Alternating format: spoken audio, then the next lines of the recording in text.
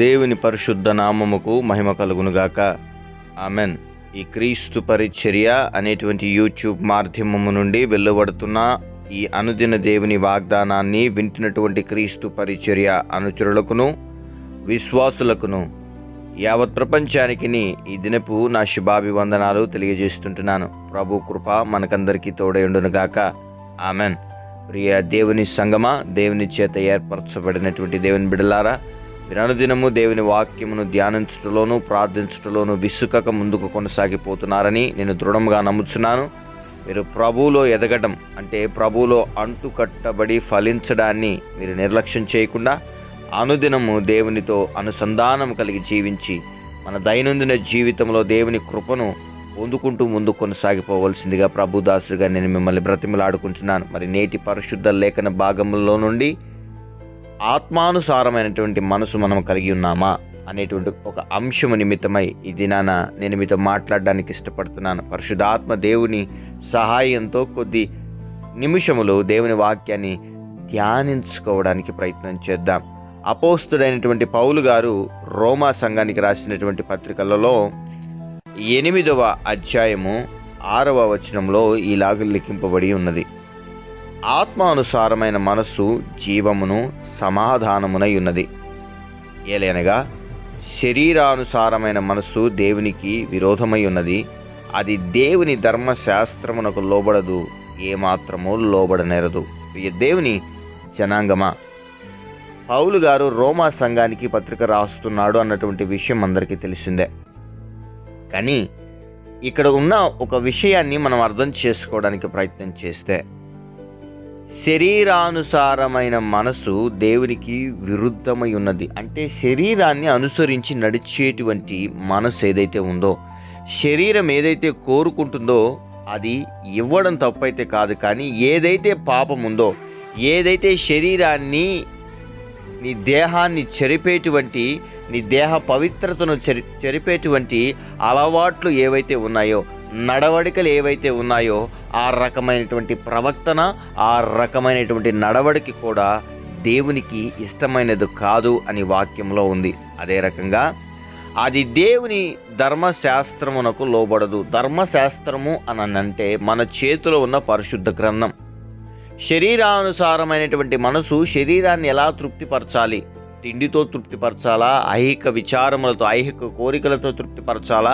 లోక సంబంధమైన అలవాట్లను శరీరంలో ఇమిడ్చి లోకములో ఉన్నటువంటి రోగములన్నిటినీ శరీరంలోకి ప్రవేశింపడానికి ఒక కన్సెంట్ ఫామ్ మీద సిగ్నేచర్ చేసినట్లుగా మనిషి సిగ్నేచర్ చేసి వాటన్నిటిని కూడా నీ శరీరంలోకి ప్రవేశించడానికి మనము డోర్ తెరిచిన వారంగా ఉంటాం.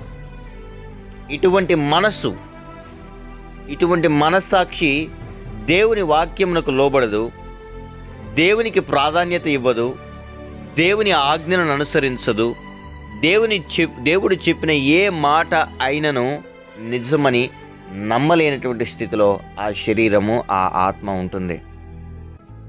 కానీ ఆత్మానుసారమైనటువంటి మనస్సు కలిగినటువంటి ప్రతి మానవుడు కూడా తన జీవితంలో ఒక నిజ జీవమును చూడగలడు. అంటే తాను బ్రతుకుతున్న దానికి ఒక సాక్ష్యాన్ని చూడగలడు, తను బ్రతుకుతున్న విధానానికి ఒక గురిని చూడగలడు, తన జీవితంలో సమాధానమును చూడగలడు. ఈ దినాన, శనివారపు దినాన నేను చెప్పినటువంటి వాక్యాన్ని మీరు జ్ఞాపకం చేసుకున్నట్లయితే, సమాధానము జీవితంలోకి రావాలంటే ఏం చేయాలి? అప్పుడు దేవుడు మనతో ఒక కోణంలో మాట్లాడాడు. ఈ దినాన దేవుడు మనతో మాట్లాడుతున్నటువంటి కోణం ఏంటి అంటే, ఆత్మానుసారమైనటువంటి మనసు కలిగి ఉండడానికి మనం ప్రయత్నం చేయాలి. జీవము, సమాధానము మన జీవితంలో ఉండాలంటే మన లోపల నాటబడిన ఆత్మ ఏదైతే ఉందో, దేవుని సన్నిధిలో నిలబడవలసినటువంటి ఆత్మ ఏదైతే ఉందో, దానికి మురికిని అంటించాలని ప్రయత్నం చేస్తున్నటువంటి దురాత్మ క్రియలన్నిటిలేని మనం అరికట్టే వరంగా మారాలి. ప్రియ దేవుని బిడ్డలారా, ఈ దినాన నీ ఆత్మకు మురికిని అంటించి ఆ ఆత్మని నిత్య నరకాగ్నిలో పారవేయడానికి ప్రయత్నం చేస్తూ, దాన్ని నిత్య నరకాగ్నిలో చిత్రహింసలు పెట్టాలనే ప్రయత్నం చేస్తున్న దురాత్మ అలవాట్లను నువ్వు మానగలిగితే, అది నీ శరీరంలోకి ఇమర్చడానికి ప్రయత్నం చేస్తున్నటువంటి అలవాట్లు, నీ శరీరంలో ఉన్నటువంటి అవయవాలని నశింపజేసేటట్లుగా నీలోనే నీవు కొన్ని అలవాట్లకి బానిస అయ్యేటట్లుగా మారుస్తుందేమో నిన్ను ఒక్కసారి జ్ఞాపకం చేసుకో. ఒకవేళ నీకు డబ్బు మీద భయంకరమైనటువంటి వ్యామోహం ఉందేమో, డబ్బు అవసరమే కాదని నేను అనట్లేదు, కానీ డబ్బే ప్రాధాన్యత నువ్వు అనుకొని జీవించినట్లయితే రేపటి దినాన డబ్బు సమకూర్చుకున్నావు, రాత్రి చచ్చిపోయావనంటే నీ డబ్బు ఎవడు తింటాడో నీకు తెలుసా? నువ్వు సంపాదించిన డబ్బు ఎవరు అనుభవిస్తారో నీకు తెలుసా? దేనికి ఖర్చు పెడతారో నీకు తెలుసా? ప్రియ సహోదరి సహోదరులారా, నువ్వు నీకున్న ఆస్తి సంపదలు యెహోవా చేత నీవు ఆశీర్వదింపబడి దీవింపబడిన వాడవు, దీవింపబడిన దాసురాలవు. నేను సంతోషపడుతున్నాను. ఒకవేళ దేవుడు మిమ్మల్ని ఆ స్థితిలో ఉంచితే ఇంకా దేవునికి నమ్మకంగా ఉండండి. కానీ నువ్వు ఉంటున్నటువంటి ఇల్లు, నువ్వు తోలుతున్నటువంటి కార్లు, నీకు వస్తున్నటువంటి జీతం ఏది నిన్ను పరలోక రాజ్యంలో ప్రవేశింప చేయలేదు. ఆత్మానుసారమైనటువంటి మనసు, దేవుని ఆత్మని ఎరిగి, దేవుని ఆత్మకు అనుగుణంగా పరిశుద్ధాత్మను దుఃఖపరచకుండా శరీరం అనేటువంటి నీ దేవాలయాన్ని పవిత్రపరుచుకుంటూ అనుదినము దేవుని సన్నిధిలో ఎదగడానికి నువ్వు ప్రయత్నం చేసినప్పుడు ఆత్మానుసారమైనటువంటి నడవడికలు దేవుడు నీకు నేర్పిస్తాడు. ఈ లోకంలో ఐహిక విచారాల వల్లే చచ్చిపోయిన వాళ్ళు అనేక మంది ఉన్నారు. రేపేం తింటాం, రేపేం తాగడం, శరీరాన్ని ఎట్లా తృప్తిపరుస్తాం, రేపు ఎట్లా ఏ పని చేయాలి, ఇప్పుడు ఇట్లా ఈ పని చేయాలనేటువంటి ఆలోచనలు కలిగి మరణించిన వారు అనేకులు.